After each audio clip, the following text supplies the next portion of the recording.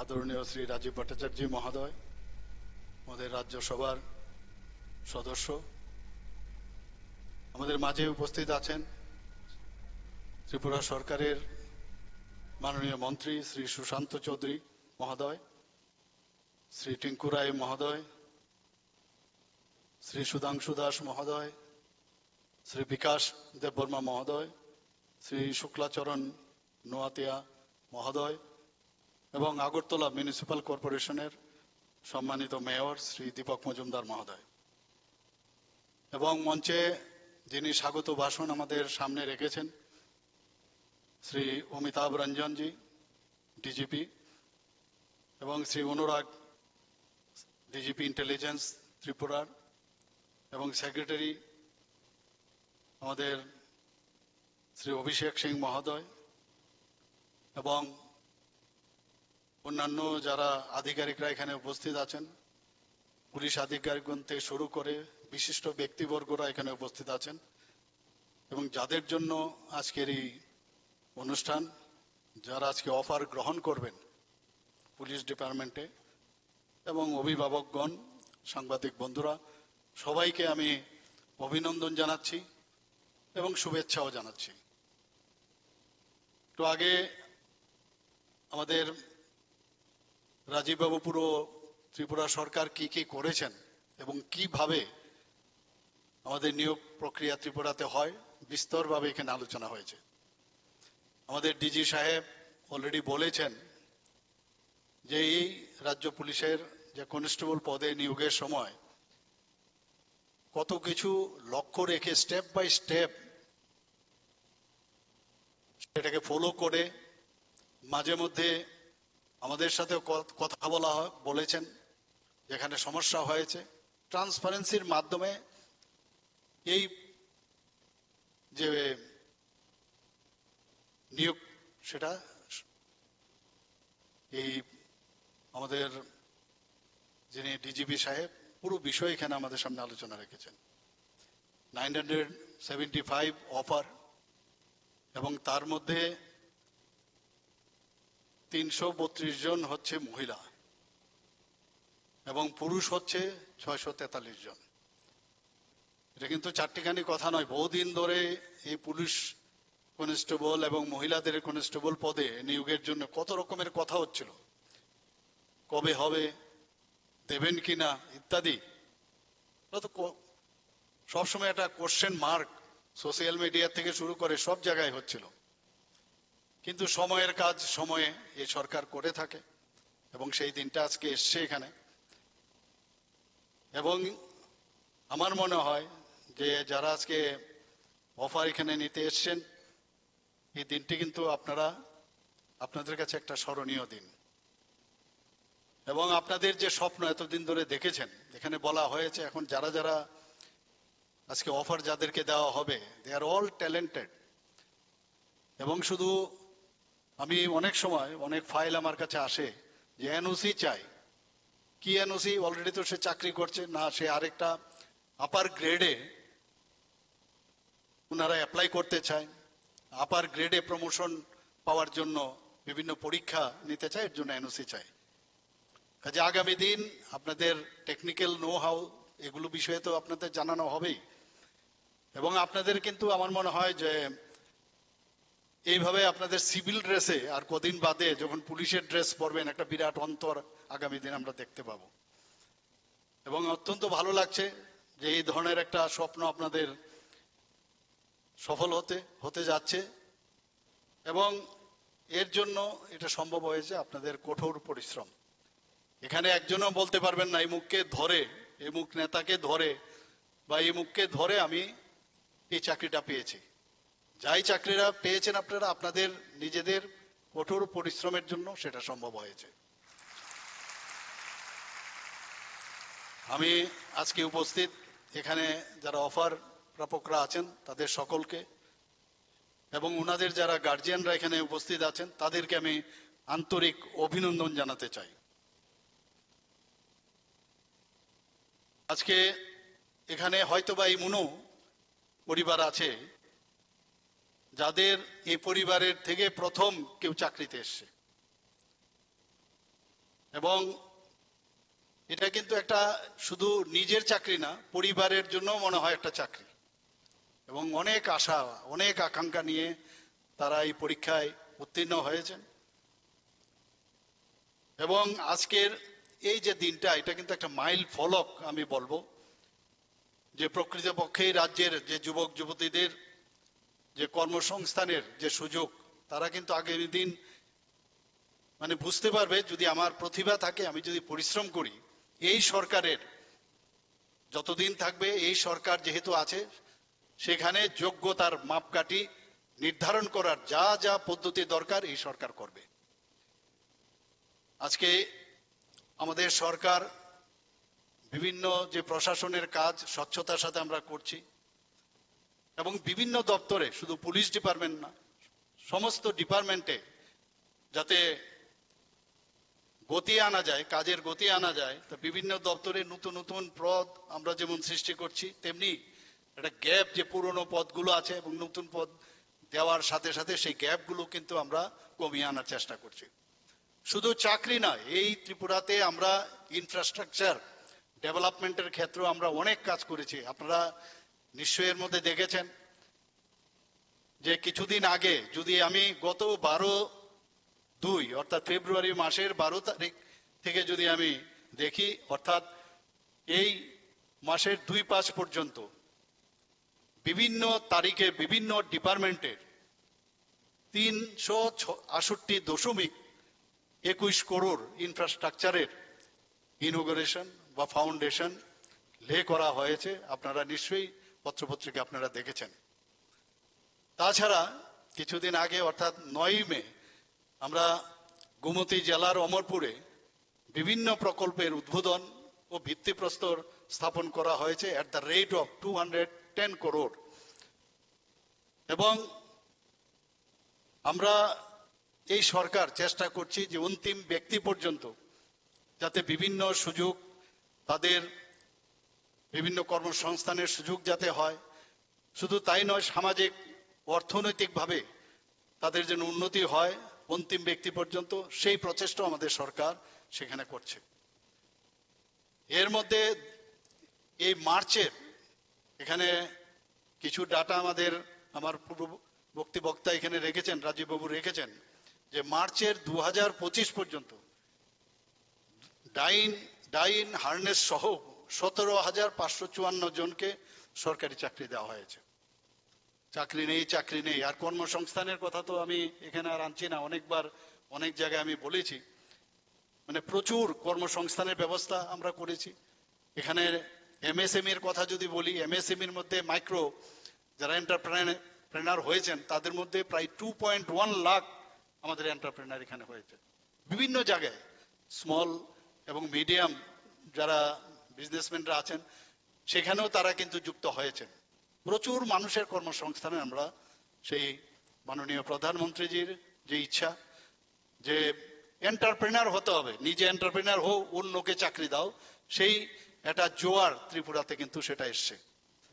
এখানে গত 19 এপ্রিল 2025-এ টিপিএসসির মাধ্যমে নির্বাচিত 11 জনকে স্মল সেভিং ইন্সপেক্টর পদে নিয়োগপত্র দেওয়া হয়েছে।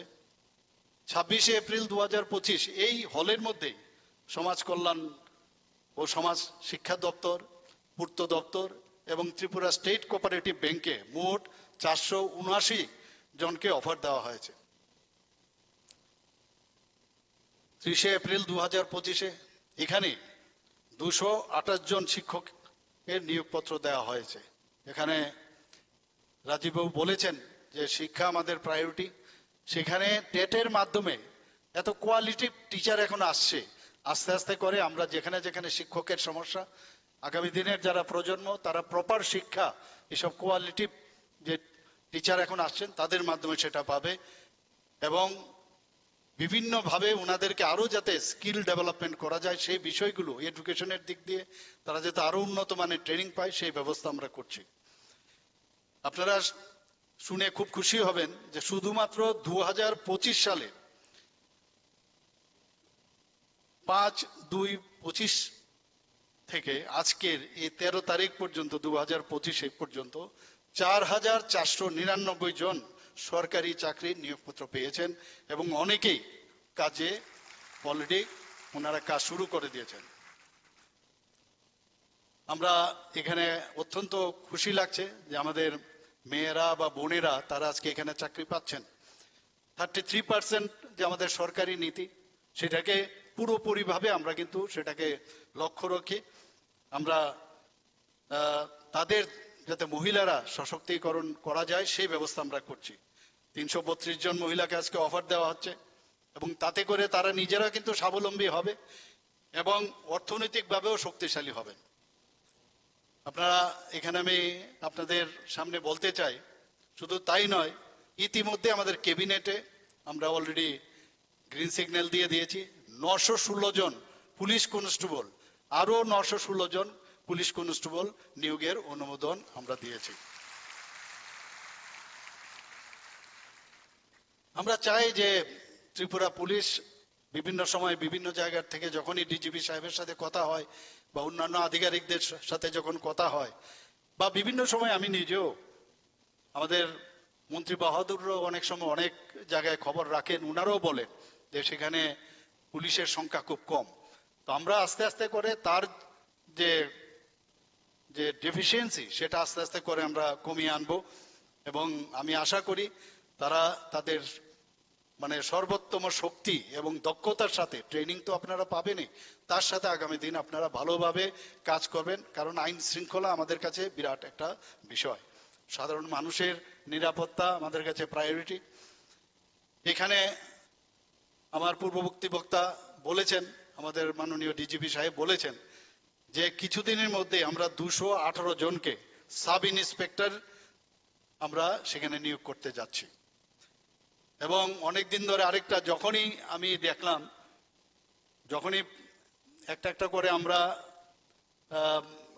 অফার নিয়োগ করি, তারপরেই দেখা যায় সোশ্যাল মিডিয়াতে শুরু হয় আরেকটা ডিপার্টমেন্টের যে বা আরেকজন যে আমাদের কি হলো। তো আমরা দিচ্ছি, আমরা তো কাউকে ঠেলে সরিয়ে দিতে চাই না। তো এই স্পেশাল এক্সিকিউটিভকে যারা, প্লিজ আপনারা লেখার প্রয়োজন নেই, সোশ্যাল মিডিয়াতে আসার দরকার নাই। এই সরকার রাস্তার মধ্যে প্রসেশন করার জন্য এই সরকার নয় যে আপনারা প্রসেশন করবেন তবেই আপনাদের চাকরি পাবে। ঠিক সময়ে, সঠিক সময়ে এই 6,066 আমাদের যে স্পেশাল এক্সিকিউটিভ, সেটাও আমরা তালিকাভুক্ত, তার রেজাল্ট আমরা প্রকাশ করব এবং তাদেরকেও আমরা চাকরি দেওয়ার ব্যবস্থা করব। আমাদের কাছে আইনের শাসন খুব ইম্পর্টেন্ট এবং আইনের শাসন আমাদের প্রতিষ্ঠিত করতে গেলে পুলিশকে শক্তিশালী অবশ্যই আমাদের করতে হবে। এবং অনেক সময় বলে যে পুলিশের কাজে বাধা দেয়, পুলিশের কাজে বাধা দেয়। আমরা আগের সরকার আমরা দেখেছি 35 বছরের রাজত্বের আমূল আমরা দেখেছি।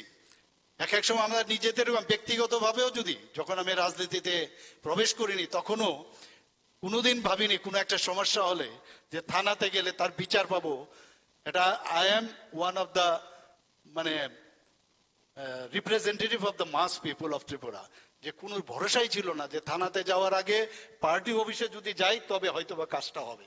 আমরা এগুলো দেখেছি এবং এগুলো দেখাতে wise man always learns from other mistake. আমরা এদের থেকে শিখেছি যে না, আমরা কোনো জায়গার মধ্যে আমরা হস্তক্ষেপ করব না এবং সেইভাবে পুলিশকে পূর্ণ স্বাধীনতা দেওয়া হয়েছে।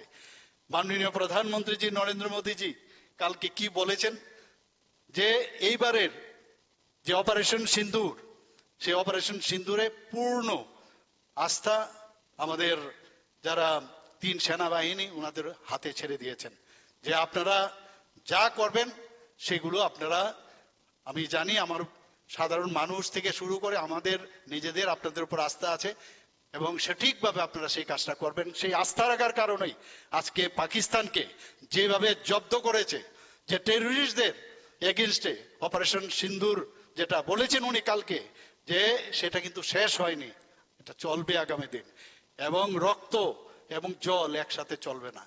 উনি বলেছেন ট্রেড এবং টেররিস্ট দুটো একসাথে চলবে না। পরমাণু দিয়ে ভয় দেখানোর এই যে একটা ডিপ্লোমেসি বা ভয় দেখানোর যে অভ্যেস, সেটা আমরা কোনোদিন মানব না। আমাদের ডক্টর শ্যামাপ্রসাদ মুখার্জি বলেছেন যে প্রথমে প্রতিবাদ করো, তারপর প্রতিরোধ করো, আর প্রতিরোধে যদি কাজ না হয় তাহলে প্রতিশোধ নাও।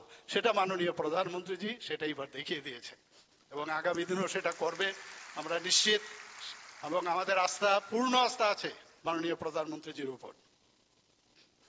এখন পর্যন্ত রাজ্যের সার্বিক আইন শৃঙ্খলার কথা যদি বলি, আমাদের ত্রিপুরা পুলিশের উপর আমাদের গর্ব হয়। 150 বছর হয়ে গেল, one of the oldest police সারা ভারতবর্ষের মধ্যে। সেই জায়গায় সেখানে নিরন্তর পুলিশ কাজ করছে এবং আইন শৃঙ্খলা ওনারা বজায় রাখছেন। সর্বনিম্ন দিক দিয়ে আমরা বারবার আমি যেটা বলি, 28 রাজ্যের মধ্যে এখন ল অ্যান্ড অর্ডারের কথা যদি বলি, নিচের দিক দিয়ে এখন তৃতীয় স্থানে এখানে রয়েছে। রাজ্যে প্রতি লক্ষ যদি আমরা জনসংখ্যায় যদি সামগ্রিক অপরাধের সংখ্যা যদি আমরা হার দেখি, সেখানে 110টি মামলা এবং জাতীয় গড় 422টি। তাহলে আমরা অনেক নিচের দিকে আছি। এখানে ডাটা ছাড়া কথা বলেন। আমি দেখেছি বিরোধী দলের যারা আছেন মাঝে মাঝে লম্ফজম্প করেন, একটা মানুষকে বিভ্রান্তি করার চেষ্টা করেন। আমরা ডাটা দিয়ে আমরা কথা বলছি, আর এই ডাটা কিন্তু আমরা নিজেরা তৈরি করি না।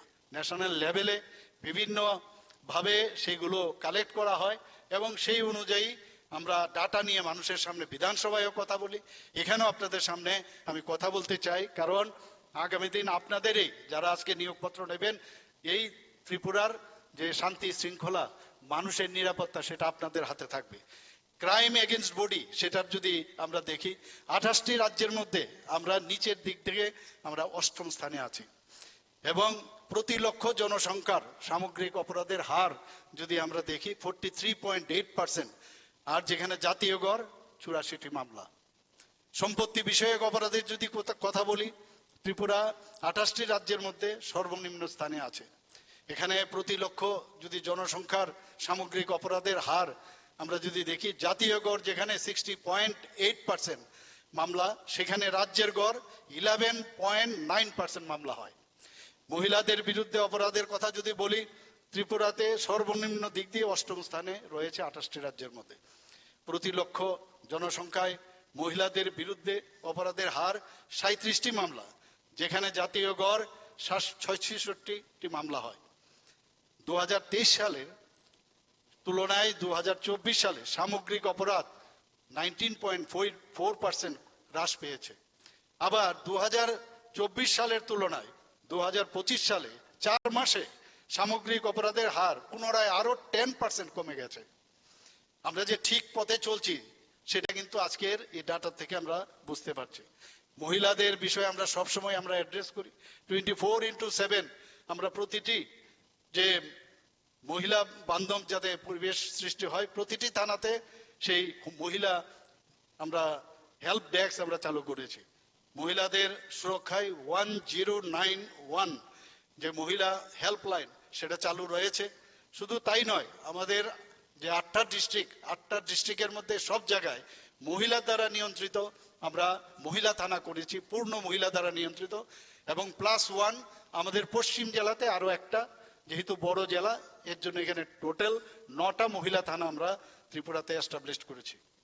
এখানে ট্রাফিক নিয়ে অনেক সময় অনেক কথা হয়, আমাদেরও সেই বিষয়ে এখানে আমাদের যে মাননীয় মন্ত্রী বাহাদুর এখানে উপস্থিত আছেন ট্রান্সপোর্ট ডিপার্টমেন্টে, যখন বিভিন্ন আমাদের দিবস পালন হয় সেখানে আমরা এই বিষয়ে আলোচনা করেছি যে ট্রাফিকের মধ্যে কতগুলো ব্ল্যাক স্পট, আমরা 16টির মতো ব্ল্যাক স্পট আমরা আইডেন্টিফাই করেছি, জাতীয় সড়ক এবং রাজ্য সরকারের যে সড়ক আছে সেগুলো, এবং 80টি যেখানে মানে অলরেডি দুর্ঘটনা প্রবণ এলাকা, সেগুলোকে আমরা চিহ্নিত করেছি। এবং এই যেটা অভিযান সেটা যেন মানে ঠিকভাবে হয়, আমি নিজেও সেটাকে ইনোগ্রেশন করেছি কয়েকবার। ইন্টারসেপ্টার যে ভেহিকল সেটাও প্রদান করা হয়েছে। তো এতে করে 2023 সালের তুলনায় আমাদের আরটিএ সড়ক দুর্ঘটনার মৃত্যুর হার 2024 সালে 13% হ্রাস পেয়েছে। 2024 সালের তুলনায় 2025 সালের প্রথম 4 মাসে দুর্ঘটনায় মৃত্যুর হার 40% হ্রাস পেয়েছে। খুব খারাপ লাগে যখন নিউজ পেপারে দেখি দাদু এবং নাতির, আজকে পেপারে আমি দেখছিলাম, মানে অত্যন্ত মানে কি বলবো, মনটাই খারাপ হয়ে যায় যখন শুনি এগুলো। কাজেই আমরা এই দিকেও নজর রাখছি। যাতে করে আরো যা যা টেকনিক্যাল যে বিষয়গুলো আছে সেগুলো যাতে আরো আমরা সেখানে ইমপ্লিমেন্ট করতে পারি, এবং আরটি এর কারণে যেসব মানুষ মারা যায় তাদের আমাদের নিশ্চয়ই সেই বিষয়গুলো আমরা দেখব। এবং পুলিশের এই যে ধারাবাহিক যে পদক্ষেপ, আমি পুলিশ বাহিনীকে, ডিজিপি সাহেবকে ধন্যবাদ দেব, এখানে ডিজিপি ইন্টেলিজেন্স সাহেব আছেন এখানে, এবং অন্যান্য যারা আধিকারিকরা, ওনারা সব সময় চেষ্টা করছেন। আমরা কারণ এখানে ওনাদের সাহায্য ছাড়া সরকার তো তার চিন্তা ভাবনা আমাদের কি সমস্যা হচ্ছে সেটা বলবে, কিন্তু ইমপ্লিমেন্টার আপনারা, আপনারা সেই কাজটা কিন্তু করছেন। এর জন্য আপনাদের মাধ্যমে আমি সবাইকে ধন্যবাদ দিতে চাই।